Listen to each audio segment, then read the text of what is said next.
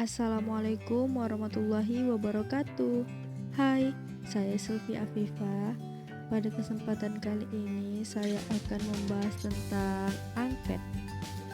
Nah, sebelum kita membahas tentang angket, jangan lupa like, comment, and subscribe. Tahukah kalian apa itu angket? Nah, angket adalah teknik pengumpulan data dengan cara mengajukan pertanyaan tertulis untuk dijawab secara tertulis pula oleh responden.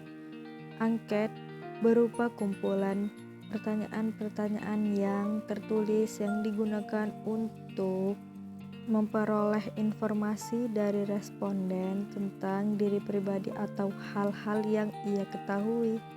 Lalu, tujuan penyebaran angket ialah mencari informasi yang lengkap mengenai suatu masalah tanpa merasa khawatir bila responden memberi jawaban yang tidak sesuai dengan kenyataan dalam pengisian daftar pertanyaan. Tahukah kalian manfaat angket? Manfaat angket yaitu yang pertama, menggali teori-teori dasar dan konsep yang telah ditemukan oleh para peneliti terdahulu. Yang kedua, mengikuti perkembangan penelitian dalam bidang yang akan diteliti.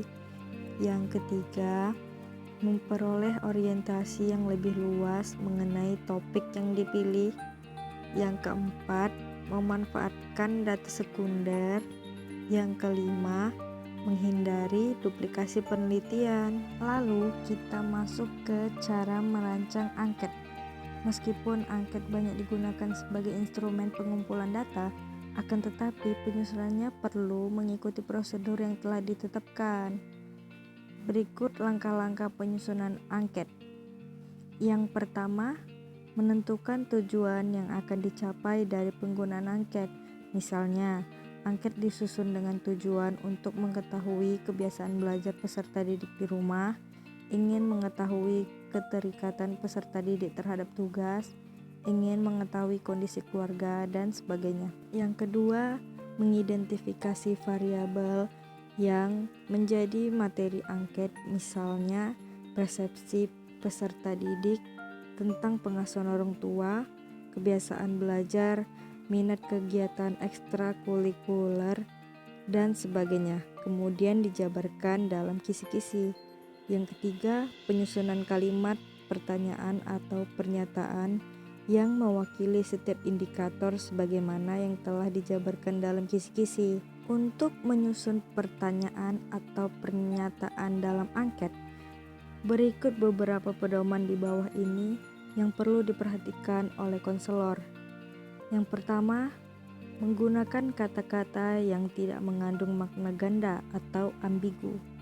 Yang kedua, susunan kalimat hendaknya sederhana tetapi jelas. Yang ketiga, menghindari pemakaian kata yang tidak ada gunanya.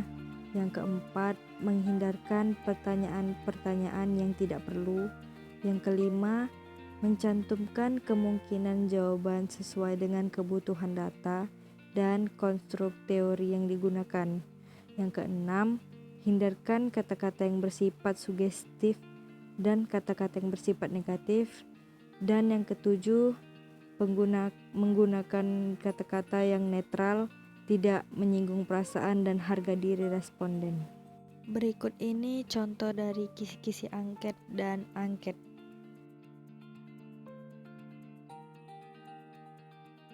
Sekian dari saya tentang pembahasan angket.